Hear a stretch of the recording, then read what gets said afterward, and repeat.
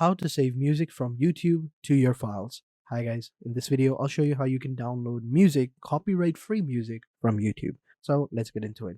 So first things first, open up your YouTube, and then what you want to do is click on your profile and go to YouTube Studio. Now once you're in YouTube Studio, over here on the left hand side you will see you have a bunch of different options. What you want to do is click on audio library.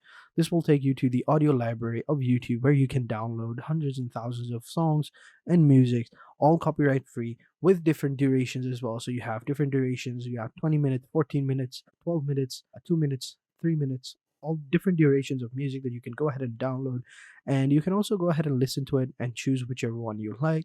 So let's assume that this is the music that we want to download. So all I would have to do is just simply hover it up. On the right hand side, you will see the download button right here. You just simply click on download and then just simply save where you want to save, and boom, there you go. You have now downloaded music from YouTube. So thank you for watching, and that is how you download music from YouTube to your file. So thank you for watching, and until next time, take care and goodbye.